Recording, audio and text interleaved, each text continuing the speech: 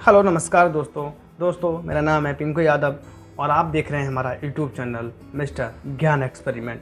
दोस्तों आज हम इस वीडियो में कोई एप्लीकेशन के बारे में या फिर किसी अन्य मुद्दे पर बात नहीं करेंगे, ना ही कोई एक्सपेरिमेंट के बारे में बात करेंगे।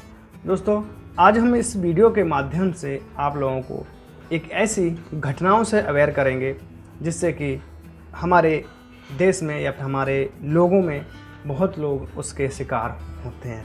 दोस्तों इस दुनिया में कितनी मेहनत से या कितनी लगन से लोग पैसा कमाते हैं और इस दुनिया के फ्रॉड लोग जो हमारे जो काम करते हैं लोग उनके साथ में फ्रॉड करते हैं और उनका पैसा चुटकियों में उड़ा लेते हैं।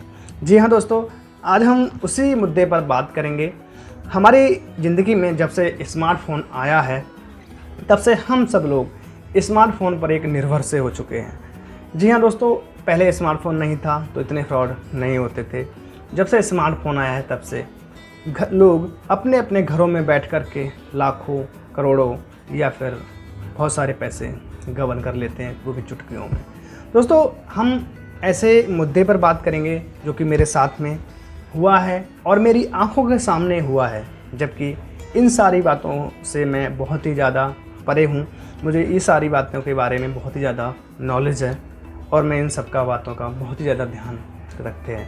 फिर भी हमारी आंखों के सामने एक ऐसी घटना हुई जिस घटना को मैं सोचकर आज भी मन में अफसोस होता है कि आखिर ये हुआ कैसे। दोस्तों आज हम उसी के बारे में आप सब लोगों को बताएंगे और बात करेंगे। दोस्तों जब से स्मार्टफोन आया है हमारी ज़िंदगी में, स्मार्टफोन से हम सारे कार्य करते हैं। जहाँ तक कि किसी भी नई योजना का लाभ उठाते हैं या फिर किसी भी नए प्लेटफॉर्म का हम लाभ उठाते हैं। जी हाँ दोस्तों, आप स्मार्टफोन से ऑनलाइन ट्रांजैक्शन, ऑनलाइन पैसे ट्रांसफ़र लेने का या फिर देने का बहुत सारे कार्य करते हैं। साथ ही में आप नेट बैंकिंग का भी प्रयोग करते हैं। जी हाँ दोस्तों, ऐसी घटनाओं के बारे में हम आज आपको बताएंगे। दोस्तों कुछ दिनों की बात है, कुछ दिन पहले मैं अपने ऐसे ही किसी काम के सिलसिले में एक जगह में गया था।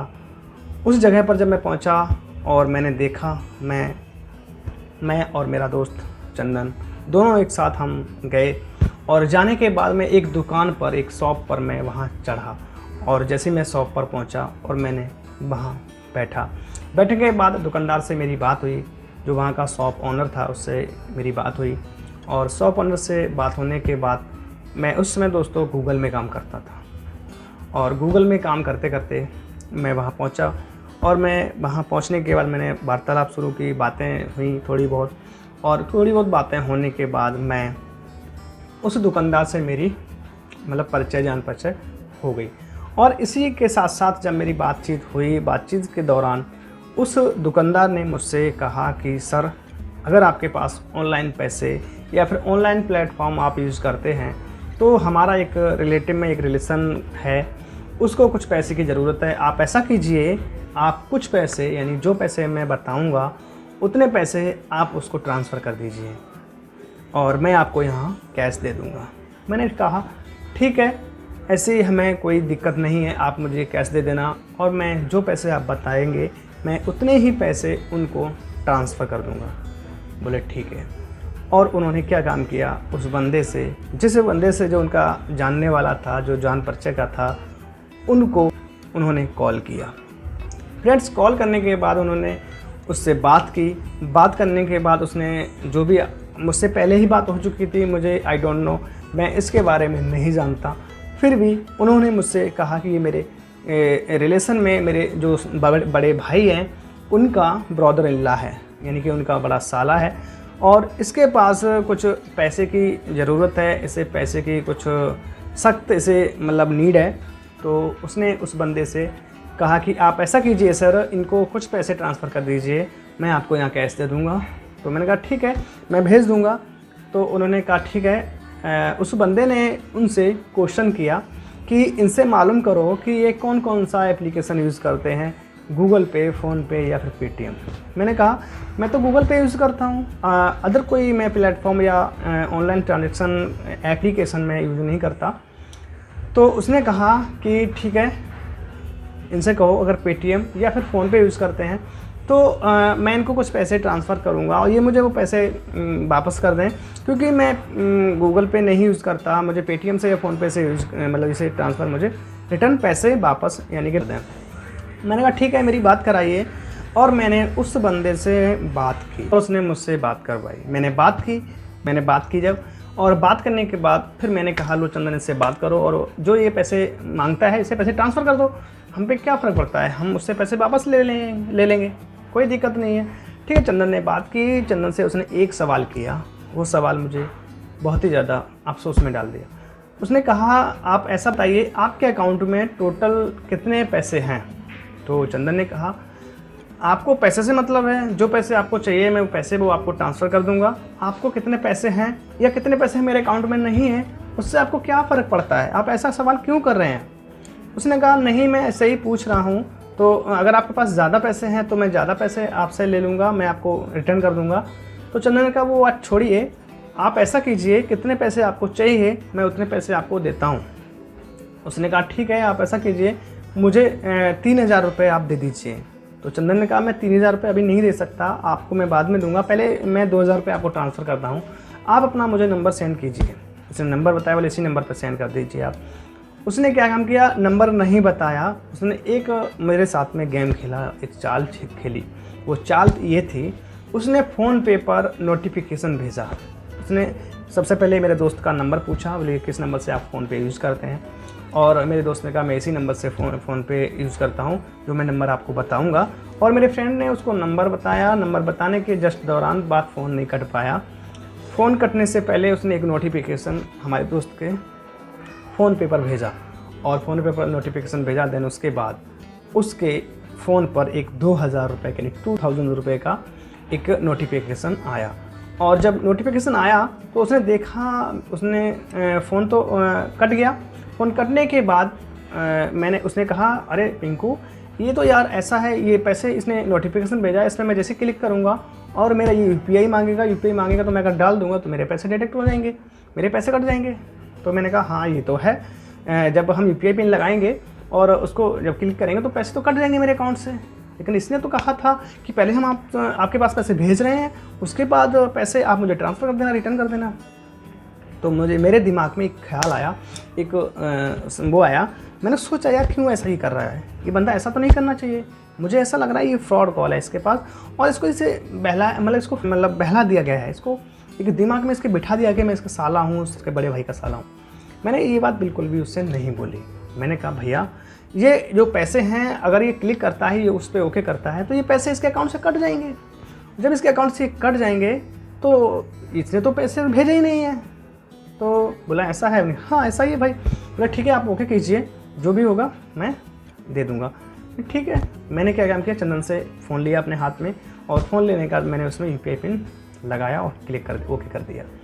जैसे ही मैंने उसको ओके किया, ओके करने के बाद वो पैसे मेरे चंद दोस्त के अकाउंट से 2000 रुपये डिडक्ट हुए। डिडक्ट होने के बाद वो उसके अकाउंट में ट्रांसफ़र हो गए, और मेरे दोस्त के स्मार्टफोन से एक मैसेज आ गया। मैसेज आया कि आपके 2000 रुपये डेबिट हो चुके हैं अकाउंट से। तो मैंने समझ गया हाँ ये मेरे पैसे कट चुके हैं। अब बात आई कि ये पैसे मतलब कट गए, अब बात आई कि ये पैसे रिटर्न करवाने की। तो मैंने कहा भाई ऐसा कीजिए, इस बंदे ने मुझे बताया कि पहले पैसे आएंगे उसके बाद मैं इसको रिटर्न करूँगा, इसने तो पहले ही पैसे ले लिए, अब रिटर्न करवा दीजिए, ऐसा कीजिए आप। उसने उस बंदे को कॉल किया, जिस दुकानदार ने उसको कॉल किया, बोला भैया आपके पास 2000 रुपये आ चुके हैं और आपने बोला था पहले आएंगे, तो आप तो कह रहे थे कि मतलब पैसे रिटर्न आपके पास आएंगे, ये तो आपके पास उल्टे चले गए। बोले हाँ भाई मेरे पास आ गए, कोई दिक्कत नहीं है, आप मुझे पेटीएम नंबर बताइए, मैं ऐसा करता हूँ आपको 2000 रुपये मैं भेजता हूँ। उसने ऐसे बोला।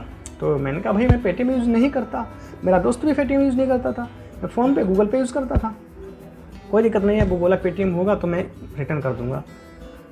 तो मेरे दोस्त ने कहा कि ठीक है आप ऐसा कीजिए, मेरे एक दोस्त पेटीएम चलाता है, आप उस पर वापस कर दीजिए। अब क्या काम हुआ, यहाँ पे भी एक मुद्दा था, यहाँ पे भी एक चाल थी, गेम था कि मेरा दोस्त जो उसका चंदन का दोस्त था, उसके भी अकाउंट से वो पैसे काटना चाह रहा था। कैसे, आइए देखते हैं।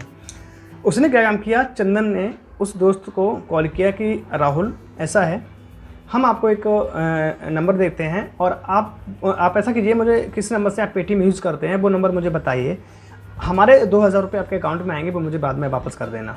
ऐसा उसने दोस्त ने पहले बात कर ली, और बात करने के जस्ट दौरान उसने उस बंदे का नंबर दिया, चंदन ने अपने फ्रेंड का उसको नंबर दिया पेटीएम का। जैसे ही उसने नंबर दिया, नंबर देने के बाद उस बंदे ने उसको भी एक नोटिफिकेशन भेजा। जैसे ही एक नोटिफिकेशन भेजा, जस्ट उसी दौरान हम राहुल का चंदन के पास कॉल आया।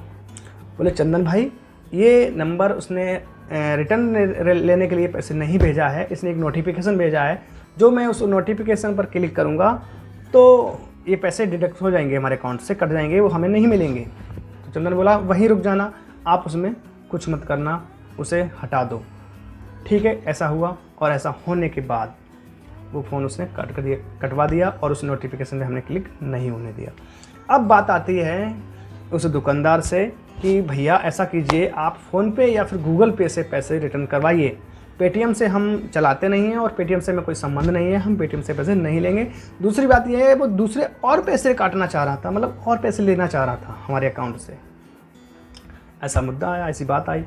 दुकानदार ने उस अपने रिलेटिव जो उसका साला था, जो उसका ब्रदर इन लॉ था, उसको कॉल किया, और कॉल करने के बाद उस बंदे ने उसको कॉल समझाया, और वो बंदा उसको घुमा रहा है, कह रहा है कि आप पेटीएम चलाइए, पेटीएम, मतलब अपनी बात के आगे वो उसकी बिल्कुल ही नहीं सुन रहा, क्योंकि वो एक फ्रॉड कॉल था, वो उसका रिलेटिव था ही नहीं।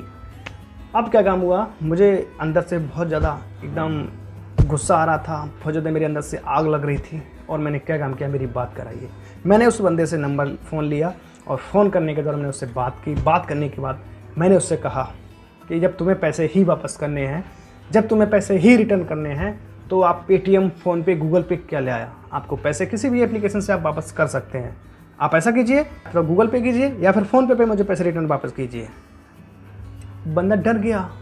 मैंने कहा मैं अभी तुम्हारा नंबर ये साइबर क्राइम के लिए आपका नंबर मैं ट्रांसफ़र करता हूँ, पुलिस को देता हूँ, जिससे कि तुम्हारे अभी पकड़े जाओगे। ऐसे मैंने उससे बोला।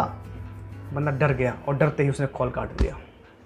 कॉल जैसे ही काटा, अब क्या काम हुआ, दुकानदार उसका कॉल लगा रहा है, कॉल वो नहीं उठा रहा है। फिर कॉल लगाया, कॉल पिक नहीं किया। अब क्या काम हुआ, मुझे कम से कम वहाँ पर बहुत ज़्यादा समय हो चुका था, मुझे आगे भी जाना था। मैंने उस बंदे से कहा आप ऐसा कीजिए, आप अपना फ़ोन लगा करके उससे पैसे रिटर्न ले लेना, हम नहीं जानते, आई डोंट नो, लेकिन उस बंदे का कॉल नहीं उठाया। जब उसने कॉल नहीं उठाया तो मुझे ऐसा लगा अब क्या कह रहा है दुकानदार यहाँ पे फंस गया। दुकानदार बोल रहा है कि मेरे पास तो पैसे हैं ही नहीं, मैं तो ये पैसे रिटर्न देने के लिए कह रहा था, उसके बाद मैं आपको देता, अब मैं आपको पैसे कहाँ से दूँ, आपने उस पर क्लिक किया ही क्यों? ऐसा उसने सवाल कर दिया। मुझे गुस्सा आया और मैंने उसका फ़ोन छीन लिया। मैंने उसका फ़ोन ले लिया। मैंने कहा जब ही आपको मैं ये फ़ोन दूंगा जब आप मुझे 2000 रुपये वापस कर दोगे, नहीं तो फिर मैं चलता हूँ, और आपको जब 2000 रुपये मुझे दे दो तो मैं आपका फ़ोन रिटर्न कर दूंगा। मैंने उससे ऐसा बोला, और हमने बोला आप ऐसा भी नहीं मानोगे तो मैं अभी पुलिस को कॉल करता हूँ, पुलिस को बुलाता हूँ, और बोलूँगा कि आप यहाँ पे 2 नंबर का काम कराते हो, साइबर क्राइम जो यहाँ पे लोगों को ठगते हैं ये, मतलब ऐसे मैंने उससे बात बोली। दुकानदार डर गया। क्या काम हुआ, दुकानदार जब डर गया, दुकानदार के पास पैसे थे नहीं, क्योंकि वो सुबह मॉर्निंग का टाइम था, उसका तो दुकानदारी ही नहीं हुआ था।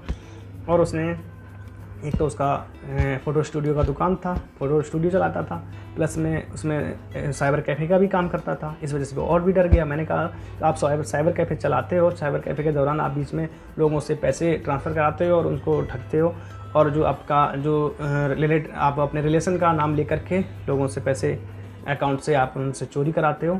ऐसा में अगर आप पुलिस वालों को बोलूँगा अभी तो आपकी दुकान भी बंद होगी, प्लस में आपके साथ में कार्रवाई होगी, और आपके साथ में बहुत ज़्यादा सब कुछ हो सकता है, आपसे पैसे भी लिए जा सकते हैं, पुलिस वाले पता नहीं क्या क्या आपके साथ में करेंगे। इससे अच्छा है यहीं पे सारी बातों को ख़त्म किया जाए, और आप मुझे सीधे से 2000 रुपये दीजिए, मैं यहाँ से चलता हूँ। और ऐसा मैंने उससे बोला। बोलने के बाद उसने अपने घर पे कॉल किया। घर पे जब अपने बड़े भाई को कॉल किया और बड़े भाई को सारी बात इन्फॉर्मेशन बताने के बाद उसके भाई ने कहा अरे वो तो मेरा पता नहीं, ऐसे ही मेरे पास कॉल आया था तो मैंने समझा कि हमारे साले का फ़ोन है, साले के दोस्त का फ़ोन है, तो इसलिए मैंने तुझे बोल दिया था। अब तो मैं क्या जानूँ, मेरे पास पैसे थोड़ी नहीं है। मैंने कहा ठीक है मत दीजिए, मैं चलता हूँ। मैंने फ़ोन लिया और चल दिया। चलने के बाद जस्ट उसने अपने भाई को कॉल किया, बोले भाई ऐसे बात है, ये पुलिस को बुला रहे हैं ये वो। उसने कहा, तुरंत उसकी भाभी घर से आई और भाभी आने के बाद 2000 रुपये लेके आई। भाभी ने मुझे 2000 रुपये दिए और अपने इस दुकानदार देवर को 4 बातें सुनाई। बोले जब तुम्हें कुछ नहीं आता है दुकान पे क्यों बैठे हो, इस तरीके से बातें सुनाई। दोस्तों कई प्रकार ऐसा होता है कि हमारे आंखों के सामने, हमारे ना चाहते हुए, हम सब कुछ जानते हुए भी एक मतलब वो बेवकूफ़ बन जाते हैं। ऐसा होता है, लेकिन इन सारी बातों का ध्यान आपको रखना होगा अगर आप ऑनलाइन ट्रांजैक्शन या ऑनलाइन नेट बैंकिंग या फिर बैंक से रिलेटेड कोई भी आप ऑनलाइन प्लेटफॉर्म यूज़ करते हैं। तो दोस्तों ऐसी घटनाएं हमारे साथ में बहुत ज़्यादा हुई हैं। एक बार ऐसा हुआ, एक बंदे के एटीएम टूट गया था या एटीएम का डैमेज हो चुका था और उसने सोचा एटीएम के लिए तुरंत बैंक में जमा करने, मतलब उसका जो बैंक वालों को क्या काम किया, उसको बोल के आया कि हमारा भैया एटीएम टूट गया है, आप हमें दूसरा रिप्लेसमेंट करके हमें दूसरा एटीएम दे दो। उसने ऐसा बैंक में बोला जा करके, और जैसे ही वो उस टाइम एटीएम दे के आया, उसके दूसरे दिन को कॉल अकस्मात पता नहीं कैसे सडनली उसके पास कॉल आया। बोला भैया आपका एटीएम ख़राब हो चुका है और आपका एटीएम डैमेज हो चुका है, अगर आप एटीएम दूसरा लेना चाहते हैं तो हम आपके पास कॉल किए हैं और इस बैंक से बोल रहे हैं। अब बंदा कल को जा कर के एटीएम जमा करके आया हो बैंक में, दूसरे दिन को कॉल आ जाए तो क्या समझेगा? तो यही समझेगा ना कि हमारा एटीएम वाकई में मैं देके आया था, हो सकता है उसी बैंक से कॉल आया हो।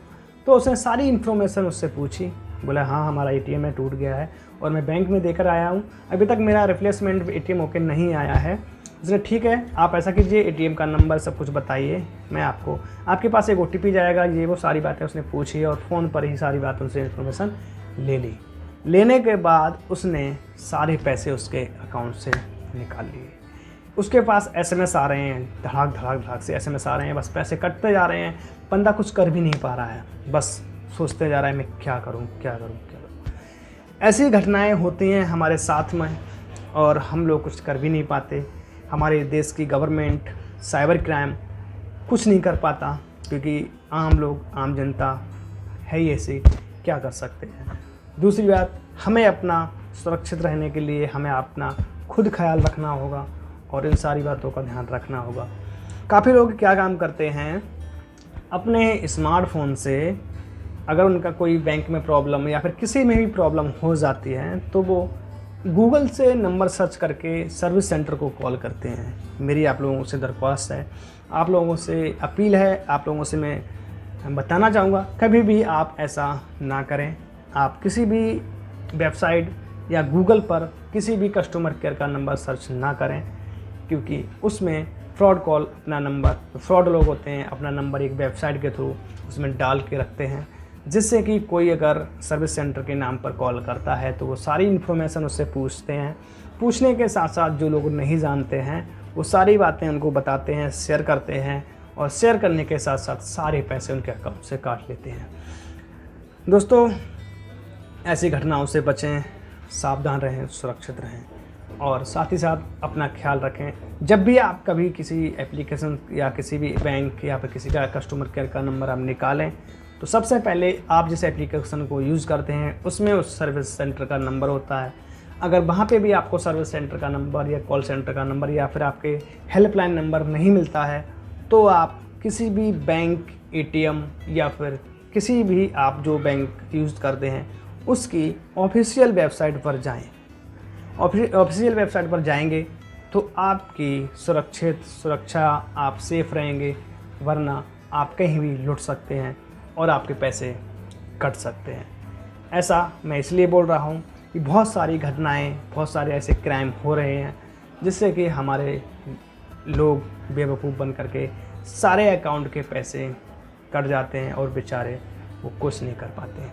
तो दोस्तों हमारे इस चैनल के थ्रू हम आप लोगों को यही बताना चाहते हैं कि आप अपना ध्यान रखें, सावधान रहें, सुरक्षित रहें और इस तरीके से आप अपनी सावधानियों को बरतें जिससे आपके अकाउंट से पैसे ना कट पाएँ और आप एक अच्छे तरीके से ऑनलाइन पेमेंट प्लेटफॉर्म का यूज़ करें।